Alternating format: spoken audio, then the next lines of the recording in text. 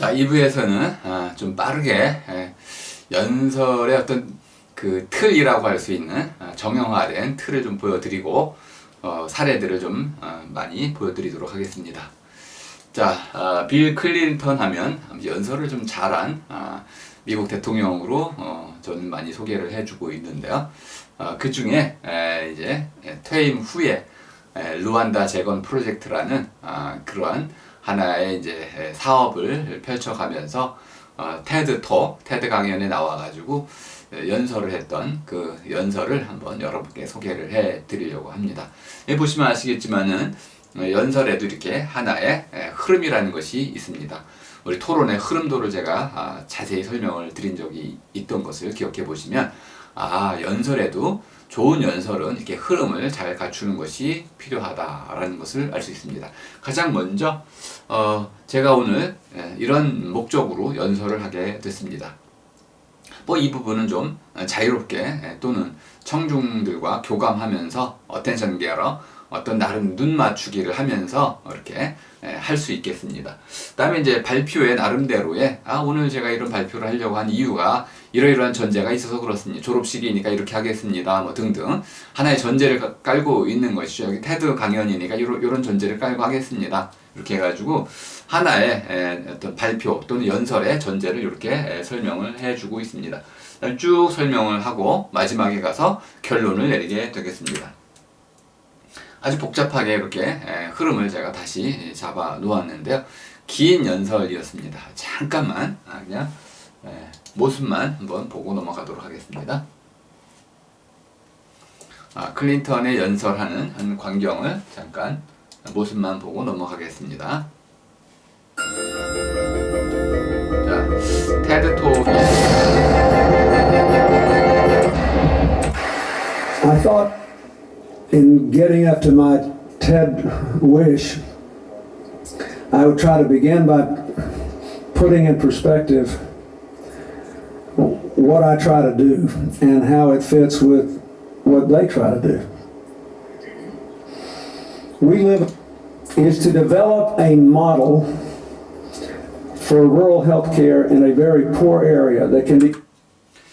네, 제가 이걸 다 설명드릴 수는 없고 간단히만 핵심만 짚어서 설명을 좀 드리겠습니다. 처음에 뭘 얘기하냐면 내가 베풀 말은 오늘 이런 것입니다. 무엇을 베풀려고 하냐면요, 루안다 재건 프로젝트를 좀 소개해 드리려고 합니다. 그런데 우리가 왜 이렇게 가난한 나라의 사람들을, 특히 이제 에이즈 환자들을 돌봐야 되는 걸까요? 그것은 우리 이 세계가 세 가지 전제로 서로 긴밀하게 연결되어 있기 때문에 그렇다고 봅니다. 라는 전제를 깔고 있습니다. 우리는 서로 따로 떨어져서 살아갈 수가 없습니다. 서로 한데 긴밀하게 연결되어 있고 소통된 하나의 글로벌 월드 속에 살아가고 있습니다. 그런데 이런 현실 속에서 우리가 적어도 직면하고 있는 세 가지의 어떤 불편한 진실이 있다는 겁니다. 첫 번째가 unequal, 불평등한 세계 속에 살아간다는 것이고요. 또 unstable, 또 불안정한 세계 속에 살아간다는 것이고, unsustainable, 지속 불가능한 세계 속에 살아간다는 것입니다. 이렇게 서로 이 세계, 저 세계가 불평등한 삶을 살아갈 수밖에 없는데, 한쪽은 너무 잘 살고 한쪽은 너무 가난해서 서로 간에 도움을 우리가 주고받는다면은 모두가 어느 정도는 사람다운 삶을 살아갈 수 있지 않겠는가. 그래서 이제 에이즈라든지 다양한 질병들을 치료하는 이런 사업을 자기가 하게 됐다. 그리고 루안다에 대해서는 클린턴 자신이 루안다 사태 내전 때 휴머니테리언 인터벤션, 이런 인도주의적 개입을 하지 못해서 대량 학살이 일어났던 그 죄책감도 있어서 이제 루안다를 우선적으로 도와주게 된 듯합니다. 그런 시스템의 중요성을 얘기해가지고 자기가 루안다를 어떻게 좀 헬스케어 시스템을 어떻게 복원했는지를 좀 자세히 설명을 해주고 있습니다. 자, 이렇게 시스템을 복원해 주니까 이렇게 가난한 나라에서도 상당히 많은 이제 효과가 발생을 하더라. 예를 들어서 에이즈 치료제가 $600였는데 $60, $6로 줄어드는 시스템 하나만으로도 경제 자본주의적 시스템 하나를 도입함으로써 이렇게 진료와 병원비를 낮출 수 있었다. 시스템의 개혁이 필요하다. 뭐 이런 것들을 강조하고 있고, 그리고 나서 자기도 다른 이런 민간 단체들하고 이제 연대해서 이런 다양한 방식으로 이제 시스템을 개발하는 민간 단체들과 협력을 해본 결과 상당히 효과가 좋았고, 그리고 이것을 전 세계적으로 확장하고자 하는 이런 계획을 가지고 있다. 이렇게 해서 자기의 노력을 널리 알리고 같이 참여해서 자신의 일을 함께 하자고 이렇게 부르짖고 있습니다. 두 번째는 이제 스티븐 핑커라고 하는 인지 과학자라고 우리가 말할 수 있겠죠. 인지 과학자의 이제 폭력에 관한 하나의 잘못된 우리들의 상식, 이것을 왜 우리가 이렇게 잘못된 상식을 갖고 있는지, 그리고 폭력은 실제로 이렇게 줄어왔는데 줄어든 이유가 무엇인지를 두 단계로 나누어서 설명을 하고 있습니다. 첫 번째는 어텐션 게러를 좀 하고 있고, 눈길을 좀 끄는 방식을 하나 사용하고 있고, 많은 사람들이 폭력이 20세기로 오면서 더 증가하고 있다고 믿고 있는데 과연 맞는지요? 이걸 한번 물음을 묻고, 그 뒤에 실제로 통계를 보니까 그렇지 않더라 해가지고 도대체 우리는 왜 이러한 잘못된 믿음을 갖게 된 것인지 이걸 좀 설명을 좀 하고 있습니다. 이것도 잠깐 장면만 좀 보겠습니다. 전체 내용은 여러분이 인터넷 유튜브에서 다 살펴보실 수 있으니까 여기서는 그냥 잠깐 맛배기로 한번 보여드리는 걸 하겠습니다. Images like this from the Auschwitz concentration camp have been seared into our consciousness during the 20th century and have given us a new uptick in homicide and violent crime. This is from the FBI uniform crime statistics. You can see that there's a fairly low.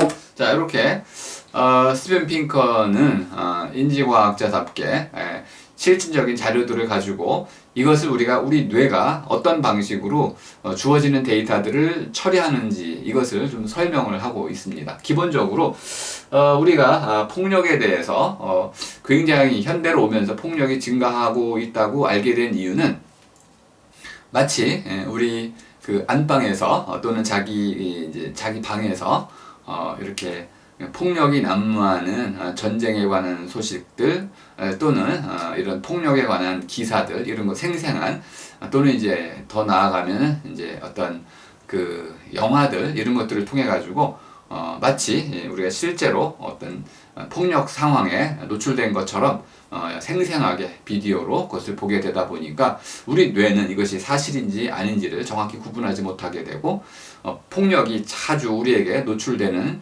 그 현상 때문에 우리에게는 폭력이 더 많이 벌어지고 있다라고 착각을 하게 된다는 것입니다.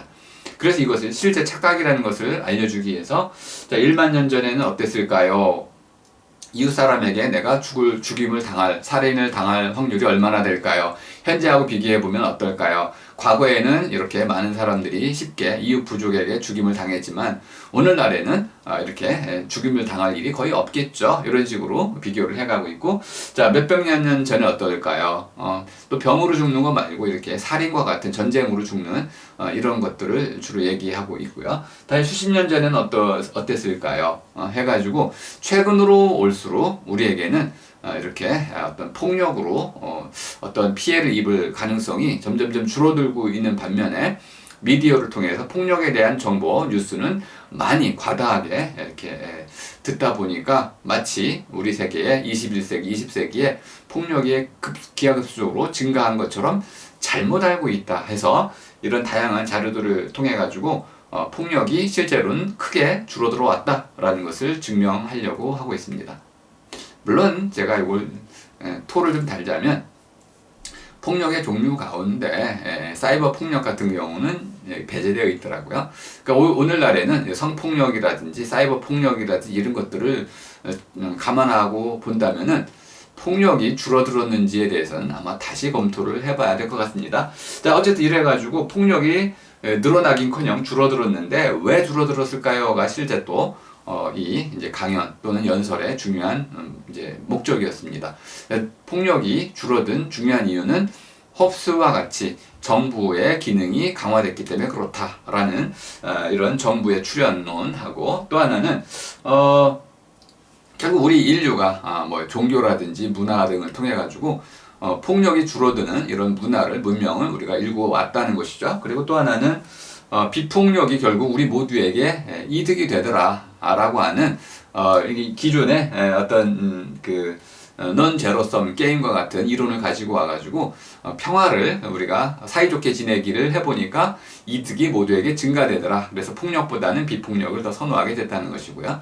또한 피터 싱어의 논의를 가지고 와서 결국 인류에게는 지금 이런 이제 심퍼시, 어떤 이 공감의 동심원이 점점 커져가지고 동물 또는 지구 생태권에게까지로 우리에게 평화를 지향하는 이런 어떤 가치관이 어떤 더 확산되고 있다. 그래서 폭력이 줄어들어왔다, 이렇게 얘기하고 있습니다.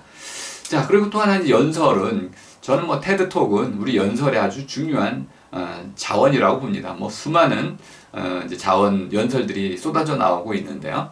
그 중에 한두 가지만 좀 보겠습니다. 먼저 아주 간단한 이제 연설인데요. I'd like to show you a video of some of the models. 간단하지만 아주 흥미롭습니다. 그냥 평범한 연구원처럼 보이지만 자기가 연구하는 것을 지금 설명하고 있습니다. 티슈죠, 어떤 조직을 가지고 와서 인공 심장을 만드는 이제 조직을 만들고 이렇게 움직이는 모습도 보여주고 있습니다. 흔들리고 있죠, 이렇게. 자, 그래서 조직공학이라는 것이 무슨 학문이고 어떤 일을 하며 앞으로 조직공학을 통해 가지고 어떤 식의 발전이 이루어질 것이냐, 개인화된 약품들을 만들어낼 수 있겠다. 사람마다 다 차별화된 A라는 사람과 B 사람이 여러 가지 체질이라든지 기질이 다르고 또 DNA 정보가 다른데 이것도 일반화된 약을 쓰니까 부작용도 심화될 수 있고, 그런데 이제 앞으로는 이렇게 조직공학을 통해 가지고 정확히 그 개인에게 맞춤형 약품들을 발명, 개발해가지고 좀 더 부작용 없는 그 안전한 약을 만들 수 있겠다. 뭐 이런 이제 하나의 인류의 미래상을 보여주는 것이죠. 또 하나 볼까요? 자, 이제 빅데이터라는 건데요. 우리가 많이 알고 있는데 도대체 이 빅데이터라는 것을 우리 좀 어떤 방식으로 또 이해해 볼 수 있을까요? 새로운 이해의 모습을 제시해 주는 겁니다. Is that the person slumps into that position, 제가 중간에 좀 틀어드리는 automatically knows, hey, send an internal alarm. They vibrate the steering wheel, honk inside to say, hey, wake up, pay more attention. 자, 빅데이터라는 것이 이렇게 한번 이해를 해보라는 겁니다. 자, 수많은 사람들이 이렇게 자세가 전부 다 다릅니다. 이렇게 그 자세마다 그 각 개인에게 그 정형화된 어떤 값이, 함수 값이 있을 수 있는데, 그 운전자에게 적용을 한다고 치면은 그 운전자들마다 모두 이제 그 특성화된 어떤 모습이 있을 테고, 그래서 그것이 자석에 운전대에 앉을 때 그 이제 빅데이터를 통해 가지고 컴퓨터가 이제 운전자의 이분이 진짜 우리 운전자인지 아닌지를 인식할 수 있게 만들고, 그래서 이제 일본에서 이런 이제 그 자동차를 지금 개발 중이라고 소개하고 있는 거죠. 그래서 누군가가 시동을 걸려고 하는데 시동이 안 걸리는 거죠. 왜냐하면 그 사람의 이렇게 체형으로 봤을 때, 앉은 자세라든지 이런 걸 봤을 때 이 자동차의 주인이 아니라는 것을 이제 알게 된 거죠. 그래서 패스워드를 넣는다든지 이런 여러 가지 절차를 거쳐서 비로소 운전을 할 수 있게끔 만든다는 겁니다. 자, 이렇게 되면은 빅데이터라는 것을 지금 뭐라고 얘기하고 있습니까? 우리 삶을 좀 더 안전하고 더 이제 편안한 그런 어떤 그 삶을 이끌어 나갈 수 있는 하나의 어떤 그 지도로 이해할 수 있다고 보는 것입니다. 물론 이제 뒤에 가면은 더 나은 삶이 가능하기도 하겠지만, 반대로 빅브라더스와 같은 이런 감시 사회가 출현할 수도 있겠다라는 어두운 전망도 함께 제시해주고 있지만은, 자, 빅데이터가 어떻게 쓰이는지, 그리고 그것이 어떤 식으로 활용되는지, 더 나아가서 어떤 위험이 있는지 등을 자세하게 청중에게 설명해주고 있습니다. 이렇게 자, 연설의 한 모습을 보여드리고 있는 것인데요. 자, 두 번째로 이제 좀 설득형 연설 모델을 좀 보여드리고 있습니다. 자, 아주 제가 감동 깊게 봤던 테드 톡인데요. 여러분 같은 경우라면 이런 외골격 로봇이 있을 때 이건 어떻게 소개하겠습니까? Wearable robot 좀 that 발음이 gives you superhuman abilities. 자, 제 중간에 한번 Or another one 보여드리겠습니다. that takes wheelchair use actually a conservative estimate. So we 자, 이 thought we would 부분은 좀 start 길게 한번 writing a 보여드리겠습니다. brand new chapter of mobility. 스키를 Let me now 타다가 introduce 다리를 you to 이제 E-Lex 그 that is worn 움직일 수 없게 된 by 분이 Amanda Boxtel that 19 years ago was spinal cord injured, and as a result of that she has not been able to walk for 19 years until now.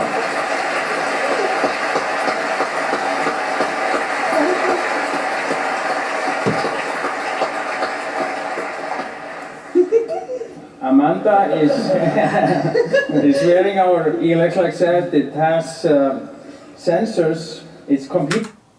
자, 지금 이분은 스켈레톤 로봇이라고 외골격 로봇을 만들고 그것을 이제 상용화하는 일에 매진하고 있는데 이것을 이렇게 한 아만다라고 하는 한 스키를 즐기던 이제 여인이 젊었을 때 20대 19년 전 20대에 이제 그 척추 손상으로 걸을 수 없게 된 사람을 걷게 해주면서 저렇게 밝게 웃는 웃음을 통해 가지고 이 로봇의 방향이 어딘지 실제 아메리카에서는 이런 외골격 로봇이 주로 쓰이는 곳은 어딘가요? 네, 군인들이잖아요. 그래서 군장비라든지 이런 것을 많이 일단 군대에서 많이 개발을 했던 것이고요. 하지만 그 뒤에는 자, 일하는 분들, 동일하게 반복된 일을 하는 분들도 이렇게 쉽게 일을 할 수 있게끔 해주는 것이죠. 자, 이렇게 된다면은, 자, 어떤 방식으로, 우리에게 하나의 외골격 로봇이 더 친근하게 와 닿을 수 있는지 그것을 잘 설명해 주었다고 볼 수 있겠습니다. 군사용, 그다음에 의료용, 그리고 어떤 산업용 이런 방식으로 잘 나누어 가지고 한 번에 5분 이내에 짧은 시간 안에 외골격 로봇의 쓰임새와 미래를 정확히 설명해 주고 있습니다. 그다음에 빌 게이츠 하면은 우리 뭐 마이크로소프트를 창립하고 세계에서 가장 부자인가요? 최근에 두 번째로 떨어졌나요? 아무튼 빌 게이츠가 이제 팬데믹과 관련해 가지고 아주 우려스러운 이야기를 하고 있습니다. That's why we had a barrel like this down in our basement, filled with cans of food and water. When the nuclear attack came, we were supposed to go to that barrel. Catastrophe doesn't look like this. 자, 두 가지. Instead, it looks like this. 네, 바이러스. If anything kills over 10 million people, 자, 빌 게이츠의 핵심 주장은 이제 아주 간단합니다.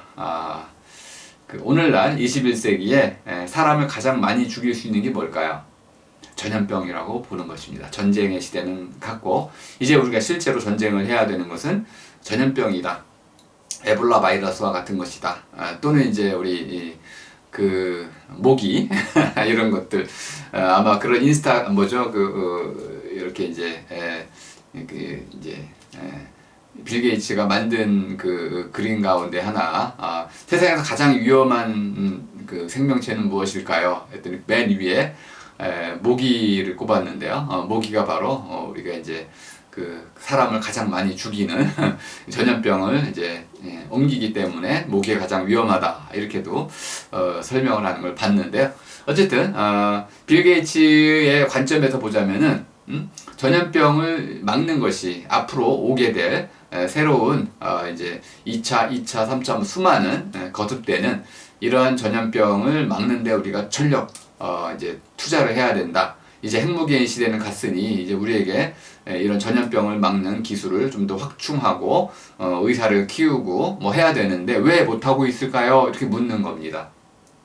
그거는 많은 국가들이 이런 전염병의 그 위험성을 잘 깨닫지 못하고 아직도 군비 경쟁과 같은 핵무기 만드는데 또는 수소폭탄을 만드는데 돈을 더 많이 쓰기 때문에 그렇다라고 진단하면서 우리의 인식을 좀 개선하려고 하는 겁니다. 앞으로는 전염병이 가장 우리에게 위험한 것입니다.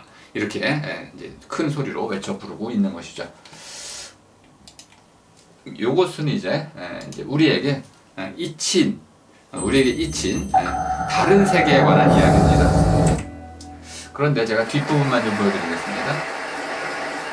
Today I want you to look at फिदाई हमने से तो यह जर्मिनेगा कि क़यामत के दिन अल्लाह ताला पूछेगा कि तूने क्यों ऐसा किया है खून वगैरह नजर अल्लाह तेरे रज़ा के लिए जान दी है और कुफ़ार 네, 자살폭탄 테러를 하는 IS 소년을 지금 인터뷰하고 있습니다.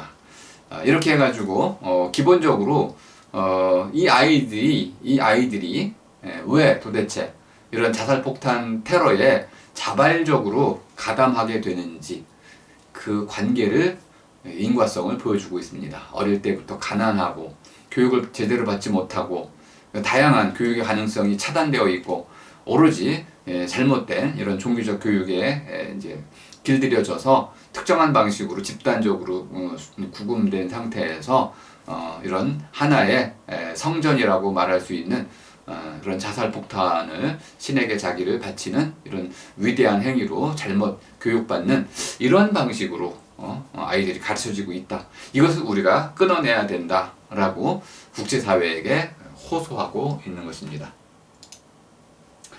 자, 이제 제가 여러분들에게 오늘 보여드릴 이제 연설문들은 이제 요 네 개의 연설문인데 뭐 세 개는 맨 밑에 거는 뭐 좀 짧고 그래서 먼저 이거부터 잠깐 보여드리겠습니다. 왓프라케오라고 제가 이름을 붙여놨는데요. 뭐 이게 아주 쉬운 내용입니다. 선배님께서 후배님에게 뭔가 한마디 한 말씀 멋진 말을 해주고 싶어 합니다. 자, 그래서 오늘 여러분 후배님들께 제가 한마디 멋진 말을 해드리겠습니다 하고 시작해가지고는 자, 방콕에 있는 왓프라케오라는 사원 절이 있는데 그 절에는 하나의 아주 유명한 이제 불상이 있습니다. 불상 얘기를 좀 꺼내기 시작합니다. 이 불상은 50몇 년쯤에 발견이 됐는데 처음에는 진흙으로 이제 있어가지고 누구도 그것을 형태를 알 수가 없었는데 어느 날 그것이 조금 벗겨져가지고 그 안에서 이런 금빛 광채가 나는 것을 한 스님이 발견하고는 그것을 벗겨내니까 그 안에 금으로 이제 불상이 만들어진 그것을 알게 됐다. 뭐 값이 2,200억 정도 되는 엄청난 불상이었다. 간단히 사실을 소개했는데요. 자, 그런 뒤에 뭐라고 있습니까?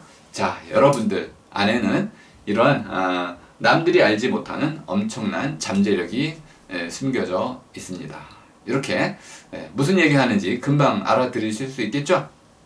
이렇게 스스로 자기 안에 숨겨진 이 잠재력을 깨우는 그런 사람이 되십시오 라고 이야기를 하고 있는 겁니다. 이런 말을 연설 때 아마 한 선배님이 해주신다면은 후배님으로서는 큰 감동을 받을 수 있겠죠.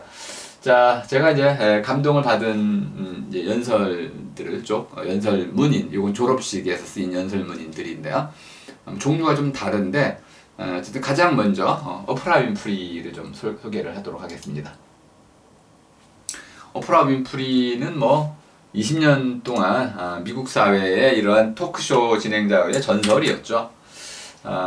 그런데 요것을 글로써 보는 것은 맛이 없습니다. 그래서 제가 잠깐 유튜브를 통해 가지고 한번 장면을 한번 잠깐만 보여드리고 내용을 좀 설명하겠습니다. Teach you and force you into being more of who you are.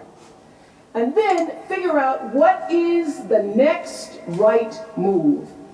And the key to life is to develop an internal moral, emotional GPS that can tell you which way to go. Because now and forevermore, when you Google yourself,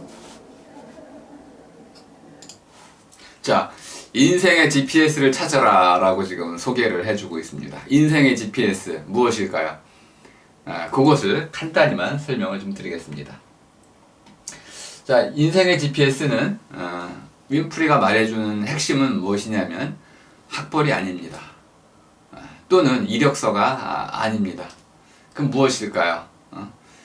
오프라 윈프리가 얘기해 주는 것은 윈프리다워지는 것이다. 나의 나다움, 내가 나다워지는 것이다. 그리고 더 나아가서 내가 이것은 나의 일이다 라고 느끼는 그것을 하는 것이다. 좀 달리 얘기하면 이것은 내 것이 아니야, 이건 옳지 않은 거야 라고 느꼈을 때는 반드시 그 일을 하지 말고, 그럼 내가 무엇을 해야 할 것인지를 잠잠히 기다리라고 이야기해 주고 있습니다.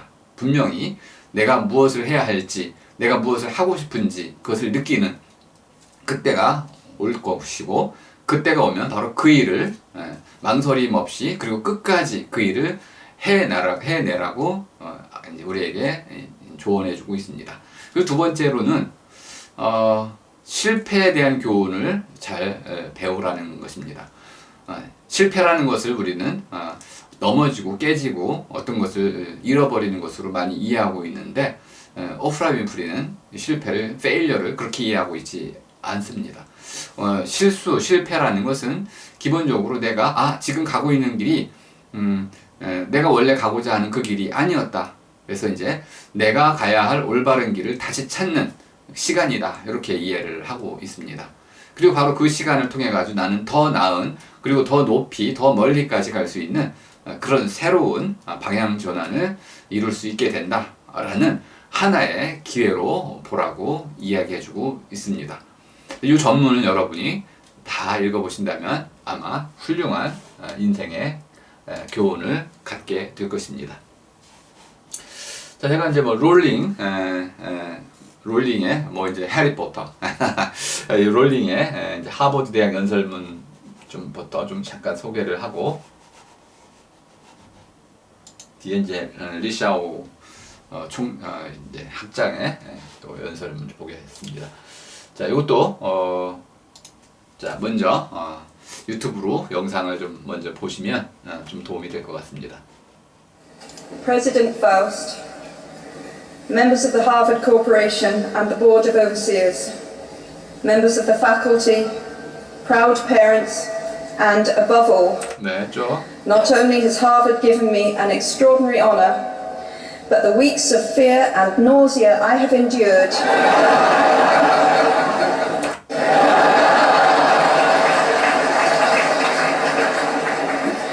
a win-win situation. Now all I have to do is take deep breaths. 자, 롤링의 아주 중요한 특징은 상상력이 풍부하다는 것입니다. 그리고 그 상상력은 바로 하버드 졸업생들과의 이런 교감 능력을 높여주고, 더 나아가서 자신이 무엇을 해야 하는지를 정확히 깨닫게 해주고 있습니다. 도입 부분부터 영국인 특유의 위트, 유머가 넘쳐나는 그 부드러우면서도 아주 강렬한 그런 액센트를 발휘해서 하버드 청중을 휘어잡고 있는 것을 볼 수 있습니다.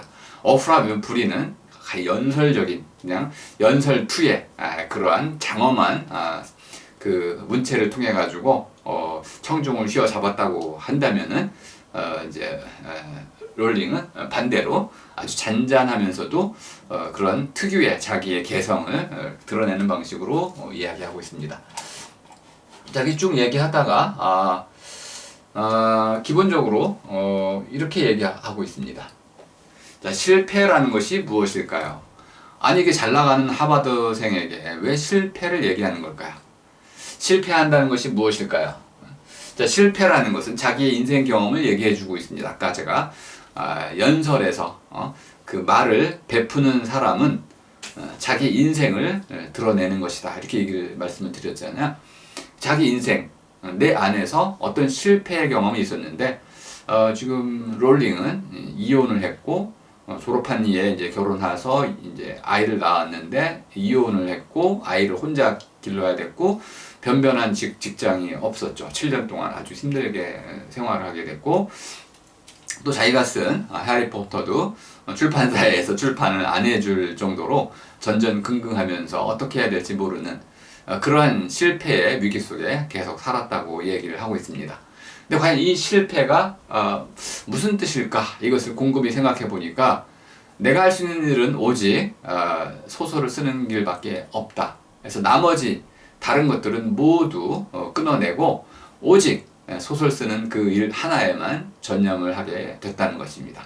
그러니까 내가 실패를 통해서 배운 것은 중요하지 않은 다른 모든 것들을 끊어내는 그런 하나의 결단력을 갖게 됐다. 실패를 두려워하지 말라는 것입니다. 그리고 실패를 겪고 나서 어떤 일이 있어도 더 강인한 이런 삶을 살아갈 수 있다는 자신감을 얻게 됐다. 그리고 나서 이제 자기의 또 다른 이야기를 소개하고 있습니다. 엠네스티에서 국제사면위원회에서 있었던 다양한 이제 편지들을 소개하고 있는데요. 그 편지에 보면은 오늘 누군가가 처형을 당했고 누가 이러한 고통을 받았고 고문을 받았고 이런 삶이 지금 펼쳐지고 있고 계속 국제사면위원회에 이런 악랄한 독재자들의 만행들이 계속 편지로 투고가 되는데 이것들을 날마다 읽어야만 하는 그러한 일을 했다고 그럽니다. 그러면서 자기의 이런 그 하나의 책임감이 생겨났다고 말하고 있죠. 이렇게 어려운 삶을 살아가는 사람들, 그들을 보면서 자기는 거꾸로 내가 이렇게 안전한 이런 어떤 독재에서 벗어난 그런 시스템 속에서 삶을 살아가고 있다는 것에 대한 감사함, 이런 것들을 배웠다고 이야기를 하고 있습니다. 그리고 더 나아가서 이제 그러한 삶을 통해서 이렇게 많은 사람들이 직접 그런 고통을 겪어보지도 않은 독재의 삶이 무엇인지 알지도 못하는 이런 사람들이 그런 편지 한 장을 통해서 그들을 돕기 위해서 헌신하는 모습을 보았을 때 내가 어떤 삶을 살아야 하는지 그것을 정확히 깨달을 수 있었다고 그럽니다. 그래서 사람이라는 것은 자기가 직접 경험하지 않은 것을 스스로 배울 수 있고 이해하고 그런 뒤에 올바른 판단을 내릴 수 있는 거 아니겠는가. 이것이 바로 상상력의 힘이다. 이렇게 얘기를 하고 있습니다. 그리고 나서 도덕적 중립성을 띌 줄 아는 능력을 가져라. 이때 말하는 도덕적 중립성이라는 것은 무엇이냐면 당신이 이런 문제에 대해서 외면할 수도 있고 이런 문제에 대해서 연대를 갖고 그들에게 도움을 줄 수 있는데 이런 상황을 염두에 두고 어떤 사람이 될지를 결정하라는 겁니다. 외면하는 삶을 살 것인지 아니면 그들을 도와가는, 돕는 그런 삶을 살 것인지를 선택을 하라는 겁니다. 이것이 바로 이제 도덕적 결단을 내리라는 것이죠. 귀를 틀어막고 살 것이냐 아니면 내가 직접 경험하지 않았지만 그들의 고통에 귀를 열고 그들의 고통을 함께 나누면서 그들을 도울 수 있는 길을 살아갈 것인지 이렇게 한번 상상력을 발휘해 보라는 것입니다. 그리고 나서 이렇게 멋진 말로 피날레 끝을 마무리하고 있습니다. 자, 세상을 바꾸는 데에는 해리포터에 나오는 그 마법은 필요치 않다라고 얘기를 하고 있는데요. 자, 세네카가 이런 말을 했다고 얘기하고 있습니다. 자, 모든 이야기에서 중요한 것은 길이가 아니다.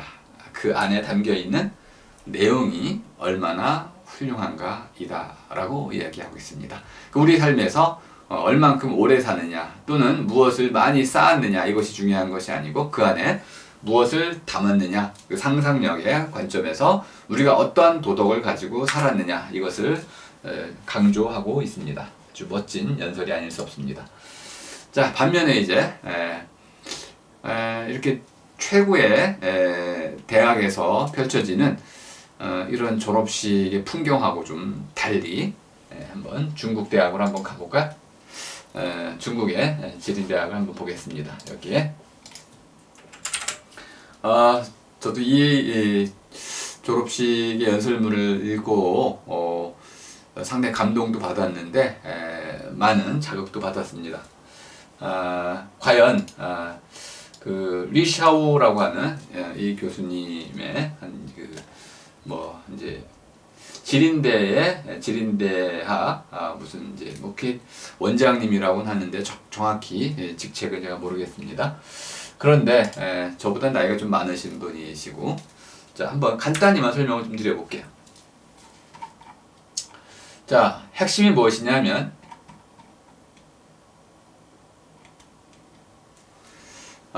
지금 미국이 아메리카가 차이나를 무역의 측면에서 뿐만 아니고 기술의 측면에서 그리고 군사적인 측면에서 다양한 측면에서 전방위적으로 차이나를 압박하고 있습니다. 그리고 트럼프가 그 선봉에 서 있었죠. 근데 그거에 대해서 많은 중국 사람들이 이제 아메리카를 굴기, 그것을 넘어설 수 있다라고 민족주의적인 관점에서 상당한 자신감을 갖고 피력을 하면서 문제 없다, 극복할 수 있다라고 이제 오만에 빠져 있는 거 아닌가. 그런데 한번 봅시다. 한 가지 사례만 말씀드리죠. 먼저, 자, 작년 중국의 콩 생산량을 한번 살펴보십시오. 자, 중국이 소비하는 콩 생산, 콩은 이 정도 양인데 이것을 생산하려면은 결국 중국에 지금 수입하는 이것을 전부 다 이제 수입하려면 적어도 중국의 땅에 그 3분의 1을 콩 재배에 써야 되는데 이런 일은 불가능합니다. 그러면 이것이 무슨 뜻입니까? 이렇게 묻는 겁니다. 우리가 지금 누구랑 무엇과 싸우고 있습니까? 이 콩이라는 작물 하나만 놓고 보더라도 중국이 과연 혼자 자립할 수 있겠습니까?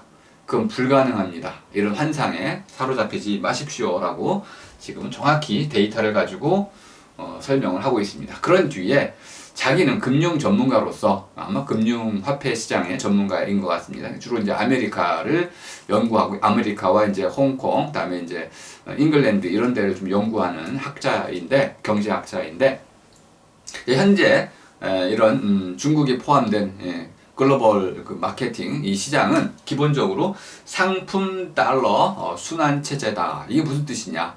모든 상품은 달러로 바뀐다는 겁니다. 그러니까 달러가 없다면은 상품의 가치는 매겨지지도 않고 그것의 의미가 없어진다는 겁니다. 그러니까 모든 상품이 거래되는 기축 통화 기본은 바로 달러이기 때문에 달러를 가지고 있는 아메리카, 이것을 이길 수 있는 나라는 아직은 없다라고 보는 입장입니다. 자, 그러니까 첫 번째는 모든 상품은 달러로 결제가 됩니다. 두 번째, 석유도 달러로 결제가 됩니다. 자, 그럼 이제 이 두 가지만 보더라도 중국은 아메리카에 종속될 수밖에 없는 그런 구조를 금방 알 수 있다는 겁니다. 다음에 미국은 자신들의 그 채무, 빚을 달러로 찍어서 갚을 수 있는 나라입니다. 이것도 상당히 만약 우리가 차이나와 아메리카가 무역 전쟁을 한다면 어느 쪽이 유리할지를 금방 가늠할 수 있는 대목이라고 볼 수 있습니다. 그리고 더 중요한 거는 중국이라는 것이 결국은 차이나가 현재 부동산 가격이 폭등하고 있다는 것이 큰 문제라는 것입니다. 부동산 가격의 폭등은 이것이 한국에도 잘 나타나는 것처럼 결국 돈이 경제로 선순환되는 구조로 가지 않고 투기로 몰린다는 것을 뜻합니다. 그럼 이것은 경제 침체의 원인이 되는 것이고 부의 양극화를 가는 첩경이 되는 것입니다. 이걸 막아야만 되는데 이것이 지금 차이나에서는 제대로 통제가 되지 않고 있다는 것입니다. 그러니까 무역이 제대로 잘 선순환 구조로 갈 수 없다는 뜻입니다. 다음에 이제 왜 트럼프가 이렇게 자신감 있게 중국의 무역 전쟁을 선포하는 것일까요? 이걸 이제 쭉 우리가 얘기해 보면 아메리카야말로 진정한 금융 화폐의 경제 시스템을 구축한 나라이다. 이것을 우리가 아메리카 이길 수는 없고 특히 이제 차이나는 아직도 금융이 완전 개방된 상태가 아니기 때문에 이런 상태로 간다면 중국은 상당히 취약할 수밖에 없다 등등.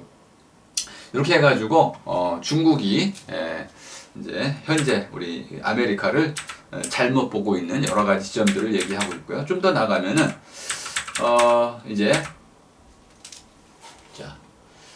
왜 이런 일이 발생했느냐? 왜 우리가 차이나가 아메리카를 이렇게 낮춰보게 됐느냐? 이것을 설명하는 것이 쭉 그 다음 이야기입니다. 우리가 아메리카를 제대로 연구하지 않았다.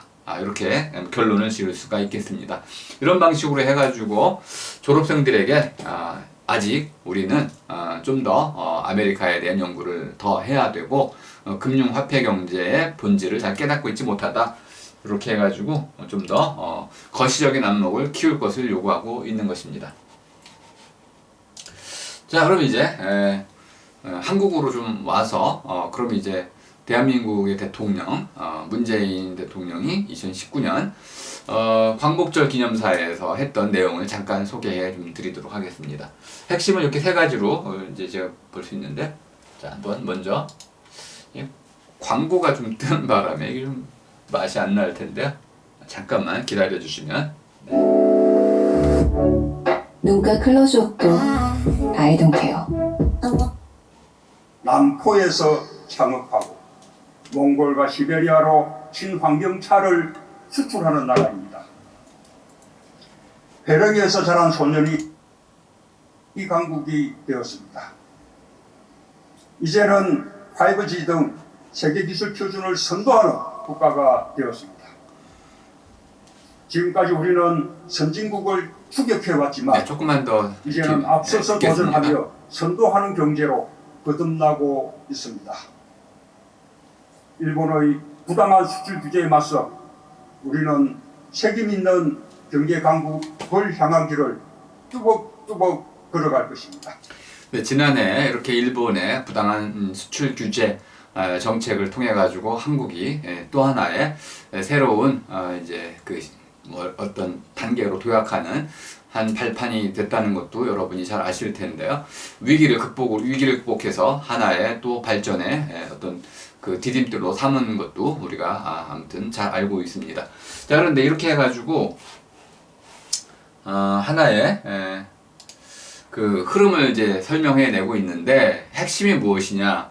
아무도 흔들 수 없는 새 나라의 건설, 이렇게 좀 소개를 하고 있습니다. 이것이 광복절 기념사이기 때문에 상당히 좋은 흐름을 보였다고 보겠습니다. 자, 처음에 보니까 이렇게 좀 하나의 시기를 좀 이야기하고 있습니다. 삼각선이 일어나 더덩실 춤이라도 추고, 이렇게 얘기하고 있나요? 그죠? 함께 잘 사는 나라라는 큰 모토를 제시하고 있고요. 그래서 핵심이 아무도 흔들 수 없는 새 나라를 만들자. 이것이 핵심이 되겠습니다. 아무도 흔들 수 없는 나라는 어떤 나라일까요? 독립된 나라를 얘기하는 정도가 아니고 예를 들어 신북방 정책, 신남방 정책 해가지고 한반도를 중심으로 해서 북한까지 포괄해가지고 전 세계로 이렇게 네트워크화해서 뻗어나가는, 이런 모두가 함께 잘 사는, 한국만 잘 사는 게 아니고 모든 나라가 함께 잘 사는 그런 방식으로 우리의 경제와 정치, 평화를 통해서 함께 번영을 이루어가는 이런 방식으로도 한번 우리가 나아간다면 이 진정한 독립이 되는 것이다. 그래서 아무도 흔들 수 없는 나라를 세운 뒤에 그걸 바탕으로 해서 평화와 번영을 모두 더불어 함께 나누는 그런 세상을 만들어 가겠다. 이렇게 해가지고 아주 거대한 구상을 제시를 하고 있습니다. 자, 그럼 이제 여기까지 하면 오늘 제 강의가 끝나게 됩니다. 여러분들은 그럼 이제 어떤 식의 연설을 하셔야 되느냐, 그것을 좀 설명을 좀 드릴 텐데요. 토론을 마치고 나면 아마 여러분들은 그 논제에 대해서는 아마 박사가 됐을 겁니다. 박사라는 말이 좀 지나칠 수도 있겠는데요. 어쨌든 그 논제와 관련된 한에서는 다른 일반인들하고 비교해 보자면은 아마 견줄 수 없을 만큼 아주 속속들이 아는 전문가가 되어 있을 겁니다. 찬성팀을 했든 반대팀을 했든 찬반 모두를 한데 아울러서 이해를 하고 있을 테고요. 더 나아가서 내가 찬성팀을 했다면은 찬성팀의 어떤 핵심 주장들은 정확히 그 논거까지도 아마 꿰뚫고 있을 겁니다. 자, 이걸 전제로 해가지고 여러분 연설문을 쓰시면 되겠습니다. 자, 첫 번째는 제가 이제 처음에 논제 설정에 5가지 원칙을 드릴 때 그것이 그대로 적용이 된다고 보시면 되겠습니다. 기본적으로 이제 도입부죠, 그죠? 인트로, 이끌어 드리는 부분인데요. 이 논제, 여러분이 토론한 논제가 현재 우리에게 왜 중요한가? 이렇게 스스로 묻고 이 물음에 대해서 답을 하시면 되겠습니다. 찬성을 하셨든 반대를 하셨든 어쨌든 이 물음, 이 논제가 왜 중요한지, 현재 우리에게 왜 중요한지를 잠깐 소개하시면 되겠습니다. 이것이 도입부 정도로 이해하시면 되겠습니다. 1번이 해당되겠고요. 다음에 이 문제를 우리는 왜 풀어야 하는가? 이 문제를 풀지 않고 내버려 둔다면 어떤 일이 벌어질 것인가? 이것도 중요한 하나의 문제 제기가 되는 거죠. 이 문제는 왜 문제가 되는가? 이 문제를 풀지 않는다면은 어떻게 될 것인가? 또는 잘못 푼다면 또 어떻게 될 것인가? 왜 올바른 방식으로 풀어야 되는가? 이 문제에 대한 해결책들은 어떠한 것들이 있는가? 이걸 제시하는 겁니다. 이런 해결책, 저런 해결책. 반대쪽과 찬성 측이 여기에 해당되겠습니다. 찬성 쪽이 내세우는 해결책이 있고 반대 쪽이 내세우는 해결책이 있겠습니다. 이 둘이 어떤 해결책인지를 설명해 주시면 되겠습니다. 이 논제는 이런 논제고 이에 대해서는 이러한 해결책들이 있을 수 있다라고 제시를 해주시고 그거에 대한 이제 입장을 여러분이 밝혀주시면 되겠습니다. 그런데 이때 한 가지를 여러분이 꼭 명심하셔야겠습니다. 연설자 자신이 자기를 좀 소개할 필요가 있습니다. 나는 이러저러한 사람입니다. 이런 활동을 했고 저런 활동을 했고, 예를 들어서 오프라 윈프리 같은 경우라면 자기의 삶의 인생 과정, 20대에는 뭘 했고 이런 과정을 통해 가지고 하버드생들에게 실패에 대한 두려움을 갖지 말라라고 이야기를 하고 있습니다. 그리고 너다운 사람이 되라. 자기가 누구인지를 깨달아라. 네가 하고 싶은 일이 무엇인지 그것을 끝까지 해 나가라 라고 아주 강하게 외쳐주고 있죠. 자, 바로 그렇다면 여러분 자신도 내가 어떤 사람인지를 먼저 소개를 하면서 이런 입장에서 내가 이런 사람이라는 측면에서 나는 이 논제에 대해서 이러이러한 입적 해결책을 지지한다 라고 얘기를 하시면 되겠습니다. 이런 해결책이 옳다라고 믿는다. 왜 옳은지를 설명하면 그 다음에 이제 4번째 핵심이 되는 부분이 되겠죠. 자, 이것이 내가 옳다고 믿는데 왜 그러냐면 첫째, 둘째, 셋째 등등 이렇게 쭉 열거가 되겠습니다. 자, 이렇게 열거를 할 때 3번, 4번과 5번은 같이 연결해도 좋겠고요. 일단 5번만 따로 떼어내셔도 좋겠는데 보다 좋은 이제 연설이 된다고 한다면은 아마 5번의 경우는 좀 짧게 쓰시는 것이 좀 유리하지 않을까 싶습니다. 연설은 내가 갖고 있는 나의 생각과 나의 경험과 또 나의 어떤 판단들을 청중에게 설득을 목적으로 말하는 것이기 때문에 굳이 내 말과 반대되는 이야기들을 가지고 올 필요는 없겠습니다. 다만 이것을 좀 극적인 효과를 내려면은 자, 이러한 해결책을 내가 이제 실천해 가기 위해서는 반대 측에서 말했던 이러저러한 어려움들이 좀 예상이 되겠죠. 이 어려움들을 좀 잠깐 소개한 다음에 이 어려움들은 이러이러한 방식으로 헤쳐나갈 수가 있습니다. 이 어려움이 없는 건 아니고 이 어려움들을 이렇게 저렇게 헤쳐나갈 수 있겠다라고 그것을 짧게 소개하고 또 강력하게 그것을 이제 확신을 갖고 헤쳐나갈 수 있다는 이 신념, 이 믿음을 듣는 분들에게 전달해 줘야 하겠습니다. 자, 그런 다음에 우리가 이 문제를 이렇게 풀어갈 수 있다고 한다면은 결국 우리는 이렇게 바뀐 세상에서 더불어 잘 사는 삶을 살아갈 수 있게 될 것입니다 라고 마무리를 지으시면 되겠습니다. 대부분 모든 연설은 이러한 틀로 짜여 있습니다. 기본적인 틀이 되는 것이고요. 자, 그렇다면 다시 한번 설명을 드리자면은 첫 번째는 현재 이것이 어떤 상황인지를 정확히 진단하는 것입니다. 졸업식을 축하하는 것인지 어떤 슬픔을 기리는 것인지 애도하는 것인지 또는 뭐 그냥 단순히 어떤 그 모임에서 어떤 모임의 순서란 이런 것들을 하기엔 축사 정도인지 이것을 정확히 설명한 뒤에 그런 다음에 이것이 어떤 식으로 진행되어야 하는지 이것을 여러 가지 해결책 가운데 난 이것을 택하겠다라고 여러 가지 선택지 가운데 하나를 정확히 밝혀주시는 것. 그런 다음에 이것이 내가 옳기 때문에 좋기 때문에 더 바람직하기 때문에 선택한 것이다 라고 선언을 하시면서 그것이 왜 옳은지를 쭉 펼쳐내시면 되겠습니다.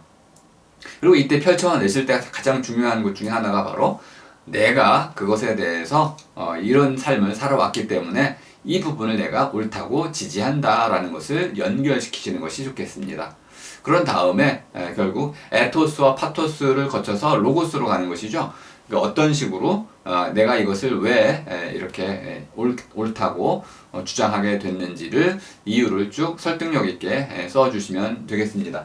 그런 다음에 이러한 반대 의견들도 있을 수 있는데 이런 것들을 모르는 바는 아니지만은 분명히 이렇게 저렇게 해가지고 다 헤쳐나갈 수 있습니다. 해가지고 강력하게 어떤 자신의 믿음을 내비치시면 되겠습니다. 그런 다음에 이것을 해결한 뒤에 우리가 살아가야 할 세상은 이렇게 바뀐 세상이 되겠습니다 라고 바뀐 세상을 알려주시면 되겠습니다. 자, 이제 이렇게 발표라든지 연설엔 모두 공포증이 따르게 되는데요. 요거는 이제 눈으로 살펴보시면 되겠습니다. 자, 오늘 제 강의는 연설하기였습니다. 연설은 말을 베푸는 것이다 라고 이해해 보시면 좋겠습니다. 근데 그 말이라는 것은 내가 실제로 겪었던 경험을 바탕으로 하고 내가 옳다고 믿는 것이고 또 더 나아가서 진리, 진실이라고 여겨지는 그런 말을 다른 사람들에게 도움이 되도록 또는 그 사람들을 설득하기 위해서 그것을 베푸는 것이다. 이렇게 이해하면 말 베풀기라고 이해하시면 되겠습니다. 자, 오늘 강의 이것으로 마치겠습니다. 네, 고맙습니다.